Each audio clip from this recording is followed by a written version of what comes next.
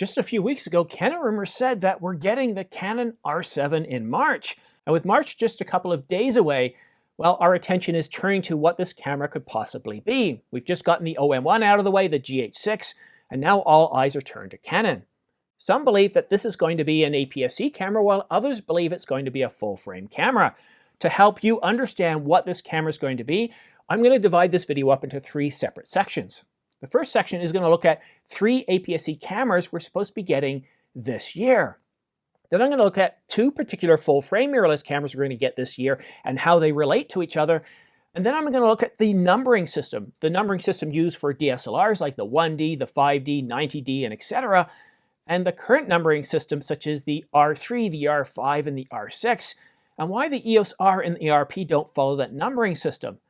And then I'm going to peg where this R7 is going to be. I'm going to tell you whether I think it's going to be APS-C and full frame, and I'm going to help narrow down the specifications and the price range for this camera.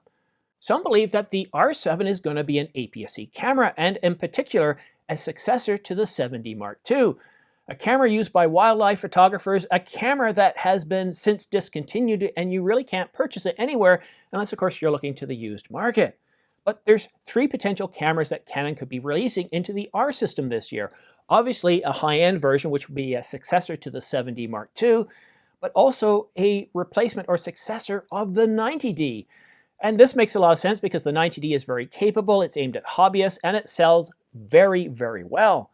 And then, of course, there's the entry level. And I don't think the entry level is going to follow the likes of the T8i or the T7i. If you look at this video here that I did comparing the Canon 90D to the T8i, you'll see that these cameras are very, very similar, not only in capabilities, but in price. I think it makes sense to come out with a camera that's more of a successor to the SL2 and the SL3, although updated. So we got 3 cameras coming to the R system mount in 2022, but it's only that one high-end APS-C camera, a successor to the 7D Mark II, that we're really wondering about and where that's going to fit into the naming. So this high-end APS-C camera, let's say it's a successor to the 7D Mark II. What kind of mount is it going to use? Well, there is some speculation that Canon's going to come out with an RF-S. And I've talked to Craig at Canon Rumors before. He's the owner and editorial director. At least he is right now. I believe he's selling the site. But what he has told me is that he doesn't see in any way whatsoever that Canon is going to have a different mount for APS-C system cameras. And this certainly makes sense. Now, Sony, with their E-mount, they don't have a separate mount for APS-C. They use the exact same mount. And what differentiates APS-C from full-frame lenses is, well, the focal length. So if you see a focal length of 18 to 55 to 100 or anything like that from 18 to, let's say, even 70, you know those are aimed at APS-C mount cameras. Whereas if you see a 24 to 105 or a 50 millimeter, 85 millimeter, or 100 millimeter, well, you know these are aimed at full frame, and Canon can easily do the same thing. And again, with a contracting market, this makes sense. Why make 2 separate mounts? Now, if you remember the old EF system, EF was for full frame and EFS was for APS-C, both DSLRs, and then on the mirrorless side, they had an EFM. Now, EFM was completely on an island on itself. It would not migrate to any other system within Canon, so if you bought into that system, well, you'd have to sell everything in order to upgrade. The EFS was aimed at APS-C, and if you had an APS-C camera like the 7D or the 90D, you could actually use EFS lenses as well as EF lenses, so you had the best of both worlds. So if you had a thought of maybe upgrading to full frame in the future, you could buy those EF lenses and then migrate later and not have to replace your lens inventory. However, if you had like the 5D or the 1D, you couldn't use EFS lenses, but why would you? They were a lesser quality, so really you kind of had the best of both worlds.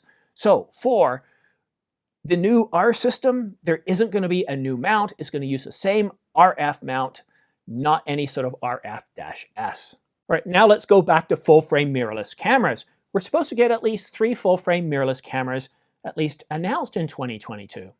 There's the much anticipated Canon EOS R1, the new flagship mirrorless camera that basically is a successor to the 1DX Mark III, and we're due to get that announced in, well, late Q4.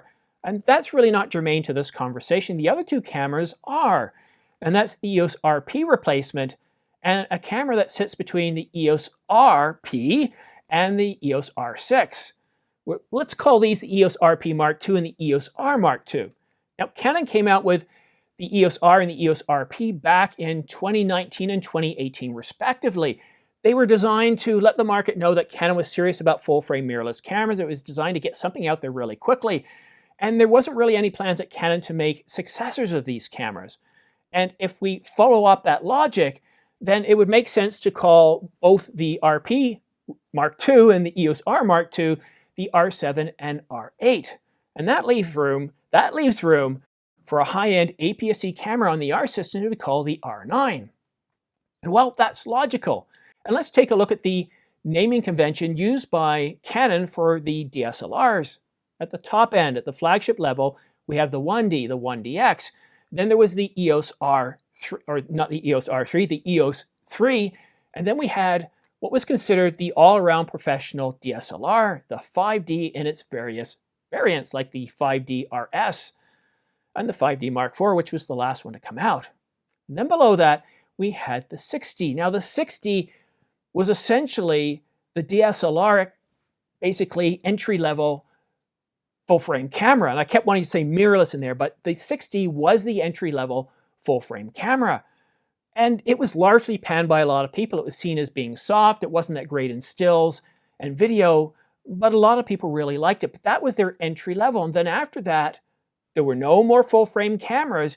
You now had the 7D, which was an APS-C camera. It was a high-end APS-C camera. But you see what happened at that separation.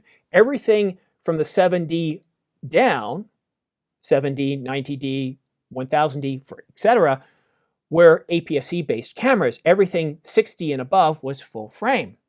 So now, looking at the R system namology here, very, very similar. We can see the R3. We can see room for the R1, and Canon has said, they've come out and said there is not going to be another DSLR replacement to the 1DX Mark III, so we're going to have an R system. They're going to take that one series and just call it the R1. We've got the R3, that makes sense. We've got the R5, which is a continuation of that 5 series. Canon has said so. And it's still their professional level. It's really where you want to go if you want a professional level camera for both video and stills. But now look at the R6. Unlike the 6D, the R6 is almost as capable as the R5 in terms of stills capabilities.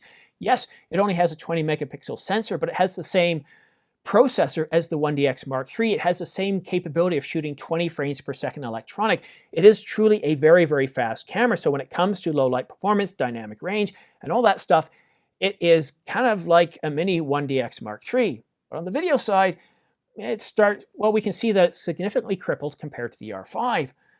And that's it. Below there, we just have the EOS R and the RP.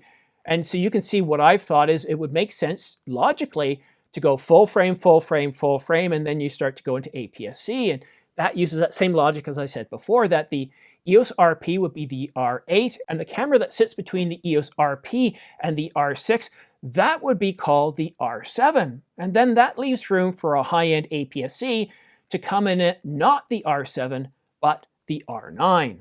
However, and this is a big however, I just gave you my logical explanation of what I think the R7 is going to be, that it's going to be a full-frame mirrorless camera. But there's an emotional side, there's the sentimental side, that the 7D has a very, very special place, and that for that reason, Canon is going to make the R7 an APS-C camera. And this is where it's really tough with Canon at times. Canon doesn't always do what we think they're going to do. Canon doesn't always do what we think is logical. That cripple hammer can come in really strange places, and the naming right now is still relatively new. It does make sense that the R7 would be a full-frame camera, but there is that strong attachment, that emotional attachment to the 7D Mark II, that the R7 would be essentially the successor, a modern, revamped, mirrorless version of what we thought the 7D Mark III would be, a very powerful camera designed for wildlife, designed for those who miss an APS-C, that like that crop factor, that 1.6 times crop factor. So let's take a look at what we know. We know that the R7 is going to be announced in March, and this was something we were given just a couple of weeks ago by Canon rumors. Now again, there is a chance that it could get pushed into April.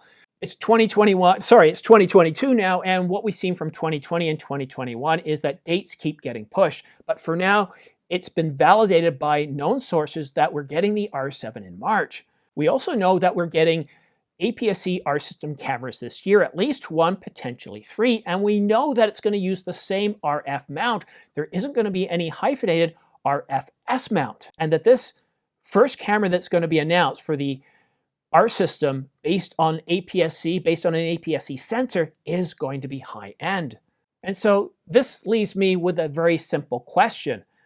Is Canon going to be very logical and go with the R7 as a full-frame camera and then the R8 as another full-frame camera representing the RP replacement and the EOS R Mark II replacement? Or are they going to stick with the RP and go with the EOS RP Mark II and an EOS R Mark II? You see, it really depends on what you think Canon's going to do. Is Canon going to be very logical and use the same naming system that they did with the DSLRs?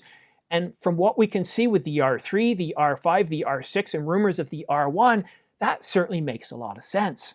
Or is Canon going to give a nod to all those photographers that loved the 7D Mark II, that were waiting for the 7D Mark III, and there was a 7D Mark III on the roadmap. Canon was planning a 7D Mark III as well as a 5D Mark V, but the market changed that. And we don't have a 7D Mark II or 7D Mark III for sale. So the emotional side would say, let's come out with a very, very powerful successor to the 7D Mark II, and we're going to call it the R7 as an emotional nod to that camera, to its history, and to those that really, really loved it. What do you think? Let me know in the comment section down below. I've also put out a poll asking what you think the R7 is going to be. Is Canon going to be logical and say full frame, or are they going to be logical and say APS-C, high-end successor to the 7D Mark II? Now, in terms of capabilities, as far as the 7D Mark III goes, slip of the tongue, as far as the R7 goes, it's really hard to know what Canon's going to do with APS-C because they haven't come out with any cameras yet. And we haven't had a refresh of the RP and the EOS R Mark II. But here's what I think is going to happen. The EOS RP replacement is going to come in at around $799 or $899. It's not going to have an EVF, and I get it. For you, that's a big deal, but for a lot of people looking at getting into full frame, they're looking into, at $799, a lot of the youth coming up today, they don't really need an EVF. They're perfectly happy with a touchscreen just like their phones, and I think there's a huge portion of the population that's happy there. I think Canon will make an EVF available for purchase for maybe an extra $100, $150 for those that want it. But this is going to be a camera that's going to be more capable than the RP, but it's going to have that EVF removed so it can come in at a lower price point. And then the second camera that sits between the RP, essentially the RP Mark II, and the R6 is going to be mid-priced and mid-spec'd. And I think that's going to tell us that on the video side, it's not going to be super amazing, because if we look at the R6 from the video side, we've got 4K. It is 5.1K oversampled 4K, but you only get about 40 minutes of recording, and I could see them do away with the oversampling and just give us a cropped video mode. Or, I don't know, it's really hard to say. This is where it's really tough with Canon, because Canon doesn't always do things the way we think, and certainly as they come down in price, that cripple hammer does reign supreme. So I do have a question for you. I do have that poll out there right now. Go ahead and vote in that poll, but let me know what you think. A, is Canon going to be logical or emotional with the R7?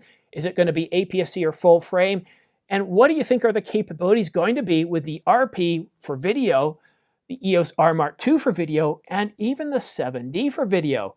I mean, if we look at the Canon 90D, I think that the 7D, I keep calling it the 7D Mark III, but the R7, I think it's going to match the 90D spec for spec, but be a little bit better. Well, it definitely has to be a little bit better, because the 7D has always been better than the 80D or the 70D, which was out at the same time. So I do think that if you look at the 90D, that gives you a very, very base of where the 7D is going to be, but it's going to be far more capable. So that would likely put us at somewhere around 30 megapixels for the R7 if it's going to be APS-C. Wow, When I started doing this video, when I started scripting it out, it was very, very simple and very logical to me. But then I reached out to one of my sources and I said, look, what do you think? And this person who's well connected, he doesn't work for Canon, but he's well connected. He has sources within Canon. He told me that he said, you know what, let me see, what did he say exactly here? I'm not going to tell you who it is. And no, you don't know who it is. But the R7 will be an APS-C camera, will be. And the number has meaning for marketing and customer awareness. So very interesting. Anyhow, so let me know what you think in the comment section down below. That's it for now. Thank you so much for watching and subscribing. We'll see you again soon. And have a very happy weekend. Hopefully I can relax this weekend. I don't have any reviews to do. And let's hope for a quiet news weekend. Thanks for watching. We'll see you again soon.